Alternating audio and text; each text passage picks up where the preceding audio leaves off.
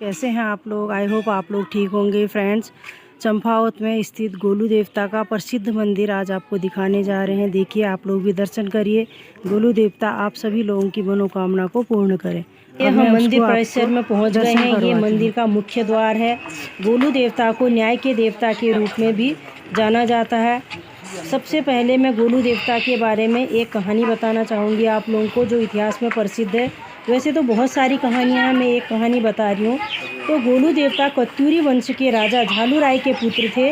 झालू राय अयोध्या से आके यहाँ बसे हुए थे और यहीं राज करते थे। झालू राय की 7 रानियाँ थीं, लेकिन किसी भी रानी से उन्हें कोई भी संतान प्राप्ति नहीं हुई। झालू राय हमेशा दुखी रहते थे कि मेरे बाद मेरी प्रजा की रक्षा कौन करेगा। ऐसा करते करते वो भैरव देवता के सामने एक दिन बहुत दुखी होकर प्रार्थना करने लगे। भैरव देवता उनके आराध्य देव थे। तो भैरव देवता ने स्वप्न में आकर उनको कहा कि आप पंचदेवों की रानी बहन कलिंगा से विवाह करो और उनके गर्भ से ही मैं आपके घर में जन्म लूँगा और आपकी प्रजा की देखभाल मैं स्वयं करूँगा। ये सुनकर झालू राय बहुत प्रसन्न हुए। देखिए फ्रेंड्स, आगे की कहानी बाद में बताती हूँ। हम मुख्य मंदिर के द्वार पे आ गए हैं, मंदिर के अंदर जा रहे हैं। देखिए, आप लोग दीजिए, ये देखिए पुराने समय का बना हुआ मंदिर है। ये यहाँ पे गोलू देवता की ध्वनि है। देखिए ध्वनि है, दोनों साइड द्वारपाल खड़े हैं और अंदर स्वयं गोलू देवता विराजमान है। ये गोलू देवता की जो भी आराधना करता है उसकी मनोकामना पूर्ण होती है। आप सभी की मनोकामना भी गोलू देवता पूर्ण करें।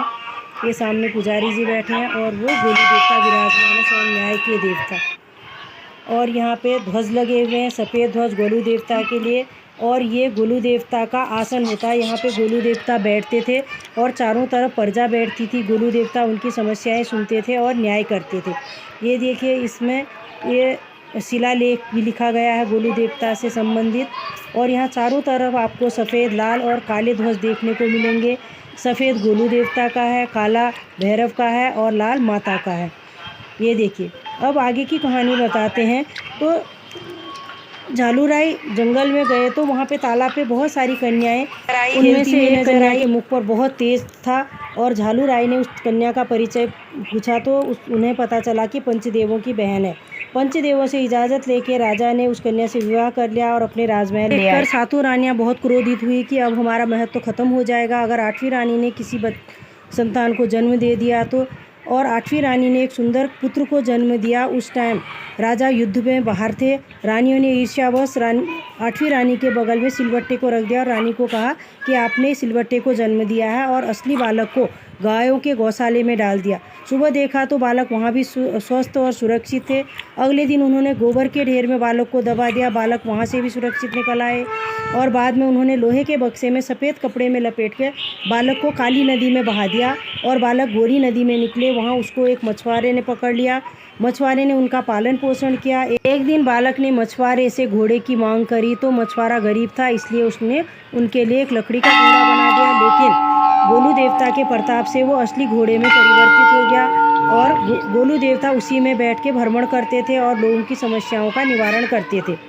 गोलू देवता का जन्म स्थान चंपावत में था, तो इसलिए वो रहते चंपावत में थे। और अन्य जगहों पे जैसे घोड़ाखाल, चितई अपना दरबार लगाते थे और न्याय करने के लिए जाते थे। खंड में ये न्याय के देवता के रूप में प्रसिद्ध हैं। आप लोग भी यहाँ अवश्य आएँ और दर्शन करें। अगर आप नहीं आ सकते हैं तो अपनी अर्जी लिख के भेजिए, गोलू देवता ज़रूर सुनेंगे। फ्रेंड्स, अब हम आ गए हैं यहाँ पे गोरल चौड़ जो ग्राउंड है वहाँ पे। इसको गोलू देवता के नाम से ही प्रसिद्ध है। बहुत बड़ा ग्राउंड है। यहाँ पे बहुत सारे खिलाड़ी आप लोग देख रहे होंगे खेल रहे हैं। यहाँ पे ट्रेड फेयर भी लगता है। कई राज्यों से व्यापारी लोग यहाँ पे अपने सामान बेचने आते हैं और यहाँ पे जो क्षेत्रीय खेल होते हैं वो भी यहाँ पे होते हैं। और देखिए, पहाड़ी के बीच में बसा हुआ ये प्राकृतिक रूप से इतना बड़ा ग्राउंड कहीं कहीं ही हमें देखने को मिलता है। ये देखिए चंपावत का नज़ारा है। अब हम जा रहे हैं उत्तराखंड के मुख्यमंत्री श्री पुष्कर सिंह धामी जी के कार्यालय।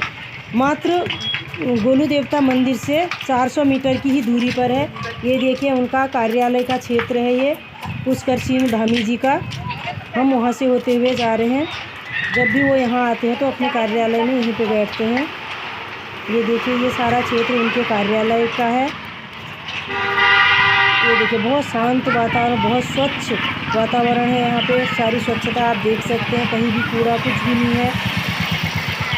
तो हम यहाँ से जा रहे हैं। ये है उनका मुख्य गेट कार्यालय का। यहाँ से गोलू देवता का मंदिर सिर्फ 400 मीटर की दूरी पर ही है। ये देखो कितना शांत वातावरण, प्रकृति की गोद में बसा हुआ एक राज्य अपनी सभ्यता संस्कृति के लिए इतिहास में प्रसिद्ध है।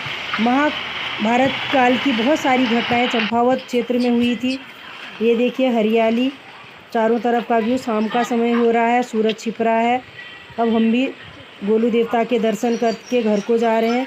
अगर आपको गोलू देवता के दर्शन करने हैं तो आप ज़रूर यहाँ आए। गोलू देवता आप सभी की इच्छाएं पूरी करेंगे, क्योंकि वो न्याय के देवता हैं। कहा जाता है कि जहाँ किसी को न्याय नहीं मिलता था वो गोलू देवता के दरबार में मिलता था। लोगों की मान्यता है कि वो अपने घोड़े पे आज भी क्षेत्रवासियों की समस्याएं सुनते हैं।